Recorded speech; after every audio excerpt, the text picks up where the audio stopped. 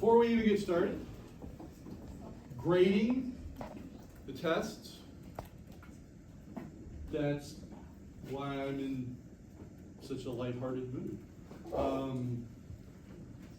Some, I think, will need to think about extra credit opportunities because I don't know, it just seemed to be a lot of people that were like, hey, I read this, but I didn't read that, it'll be all okay, and it wasn't. But before we move on to our chapter on 11, we skip over chapter 10, okay? We want to talk about explanations of social organization. So, up until this point, you've learned about culture, you've learned about some different theories, but basically the question is, how did we get here, right? So, it seems to kind of be sort of four, I don't even say competing, I think to certain degrees they may even build on each other. Explanation one of why society is the way it is, well, we evolved to better systems. And the best system goes to capitalism and a democratic republic, right? And Americans really seem to like this explanation about why society looks the way it does. Now, the fact that most capitalist countries aren't democratic republics, and most democratic republics actually aren't capitalist, that doesn't seem to shake out. Like we feel that we're at the very top and we've just figured it all out. Second explanation is, well, the best people rise to the top and become leaders to run society. And, that best people thing seems to kind of, oddly enough, kind of flow from the it's natural thing, right? The cream rises to the top. Now that's obviously debatable. Are all our leaders the very best? I think that we can look back in the last 20 years and think of people that perhaps would have made better leaders. I firmly believe that Greg Abbott is not the best leader of Texas. Ken Paxton is not the best leader to be Attorney General, and I can go on, all the way up to the federal. To Ted Cruz.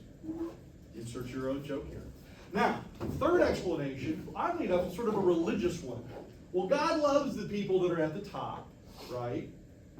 It's part of the plan, or if that doesn't jive with you, this life is all just a test, so don't worry about it. Think about heaven.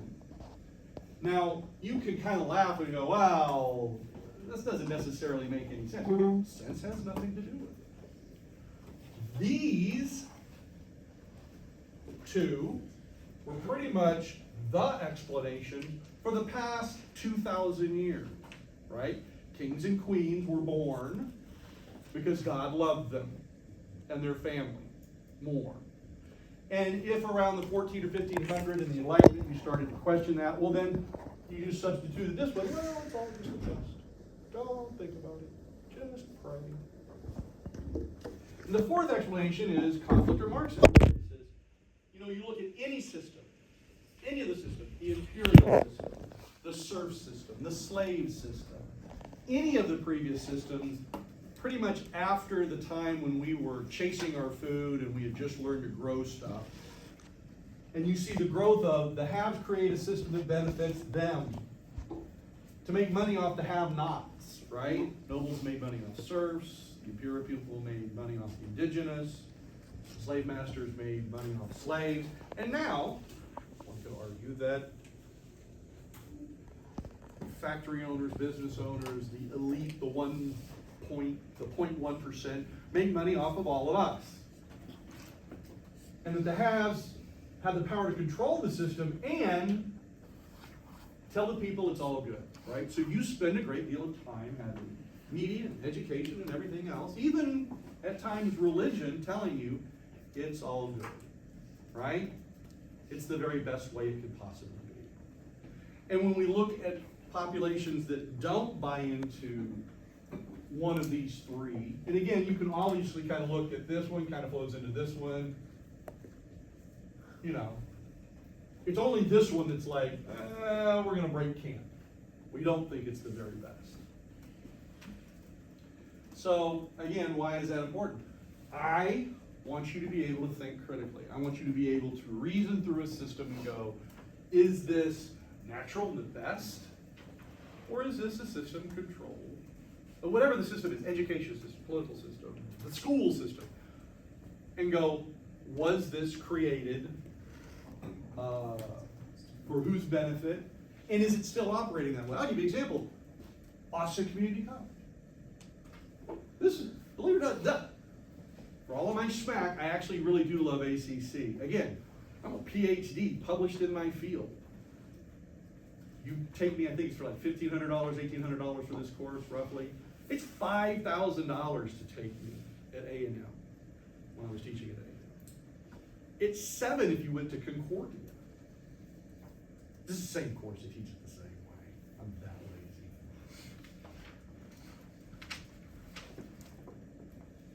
lazy. ACC was created to allow people that didn't have a shot, particularly in the late 60s and 70s, at education, which was still pretty much elite of the elite. You did not just get to go to college, right? You had to either be super smart or have money in the 60s and the 70s. And then community college developed, so we could put a little college closer to you. Like, all right, you don't have to go to UT or make it into whatever, but here's a little, it's close to you. And it was great, and it's a great system. Has it evolved always in that direction? I think sometimes you can say yes, and sometimes you can say no, right? This is a great building. This is a great campus, right? Out here in Round Rock, right? So if you look at a map, is Round Rock Austin? No, but they still built one out here, right, for everybody. So that's kind of nice. And so then you just start going with this taxing thing, and then unfortunately I would argue that the growth of the administration downtown of ACC has grown to where they're much more focused on operating a business than necessarily taking care of all the educational opportunities that are the best, or providing the best teachers. Now, they just lucked out that a lot of us are lazy, we graduate UT, and we don't want to move to Waco, or Lubbock, or Lufkin. And we're like, you know what, I'll go ahead and stay here. Even though the job is, but really like living here better than someplace where if I said, I'm a Marxist, they'd go, boy, well, thank you, you need to pack up all your stuff, get on out of town. And that would be probably the provost of the university. So you know where I'm coming from. ACC's good. Evaluate the system. How, is it still doing the right things? Is it still bent on creating for the have-nots? Which I could actually say ACC was actually created for the have-nots, right? Those that couldn't get a shot at a university education. It's still mostly doing that, but you could again argue there are times that it kind of has wandered off the path. Give you a quick example. Many years ago, there was something called Advanced Micro Devices, AMD, chip manufacturer. And oh man, we were all in. ACC spent all this money to create this special degree program to teach y'all a 2-year degree to work in what was called wafer fab technology, which means making those little wafers of computer circuits, right? Oh man, it's gonna be it. You're gonna take somebody right out of high school, give them this 2-year degree, and they're gonna be making 60 grand, boom, right out of the thing. It's gonna be beautiful. It's like 2 years, and then AMD went to a fully automated situation. And how good were those degrees now? Kind of not as good as they were. But you'd spent your 2 years getting this degree, and the job is either gone or it's in the Philippines or someplace else, and you're like, I've got a degree. So, part of looking at a system in the social organization is to be able to try to think, critically. So, let's move on to talking about race and ethnicity, and something that I think you kind of know, but it's never been put towards you this way. Race is a construction. It's made up. We make it up. We make up what matters. Okay? So, because it's made up, you can kind of see the thumbprints of the people that made it up. So I'm going to pick on our friends in anthropology because this kind of made it like science, right? This is back, remember we started the semester with measuring skulls. Remember you talking about that? Well, this is where that came from, right? Western Europeans with their big skulls and their big brains were like, we're the best. And that allows us to construct not just a structure of race, but a hierarchy of race. And guess who would be at the top? Not just white Europeans. Because what you're going to find out is that racism is the gift that just keeps on giving. Because white Northern Europeans didn't like Southern Europeans or Eastern Europeans. They thought that they were somehow flawed and wrong. And again, one of my favorites, the people at the very bottom were, by measuring skulls, were Asians. Asians were thought to be the dumbest people. And that's worked out really, really well for everyone taking the SAT, right? Yeah, good job on that one. So, what I want you to see is that was made up, and sometimes science is used against people. Society constructs a system and then tells the people how it's supposed to be. And men told women, in your little skulls, as we'll talk about later in the chapter on gender, that you weren't good enough with your little skulls and your little brains, and that you shouldn't be able to vote and own property and stuff like that, which just confuse you. So men should do that for you. I've been noticing some conservative people are actually saying the quiet part out loud lately, where they've actually talked about repealing the 19th Amendment to give women the vote. So they've taken away your reproductive health and IVF, and next is contraception. Then do you see where we're going? And they're using, oddly enough, all these kinds of explanations, and a lot of it is based in this sort of, I can construct gender, I can construct race, I make up what's good and what's bad. So, your book goes on, and it mentions something called the bell curve. Now, this book is now 30 years old, but it is, oh, God. Okay. So let me start with this one, because it's really important when you're evaluating information, okay? The bell curve was written by two guys at Harvard. One taught Harvard statistics, okay? They don't make any mistakes in their math. I looked at it. I wanted there to be mistakes, and they're not there.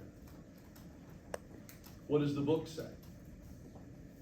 The book says, white people are smarter than black people. Men are smarter than women, the rich are smarter than the poor.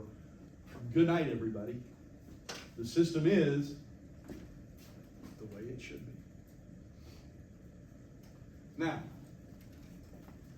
you might wonder, well, how did two Harvard guys create a book so seemingly out there with its claim? That's a good question. Well, the first thing that they used is they used IQ data, right? Remember, talked a little bit about IQ data, right? That it's actually made to work with people that are mentally retarded, not to find out how smart you were, but how mentally dysfunctional you were. But we brought it back here, we used it in the Army, we used it in immigration, we used it in schools. So we've got 100 years of data. And guys, I gotta tell you, the data is strong. Again, whites smarter than blacks, men smarter than blacks, rich smarter than blacks. By the way, conservatives love this book. Love it. Love it. For good reason, right? It tells them they're at the apex of the construction of race, and they're the smartest, and they're the best, right? Wouldn't you love a book like that? I'd buy a book like that. Overfed Irish guys that teach in community college are the bestest people in the whole wide world. Man, I'd buy 3 of those books. Have one in the car, one at home, one in my bag, all the time. Where was the mistake? Because they did make a mistake. And this is where it's hard to be a smart person. Because you can be fooled just like anybody else can be fooled. Where was the mistake? It's buried in the very back. in the appendixes. We look about how IQ tests are made. They're made by white males over the age of 40 with degrees. Who does best on the IQ test? White male over 40 with advanced degrees. What a deal. What a coinky dink. Think about it. All right. If I were to come over to this side of the room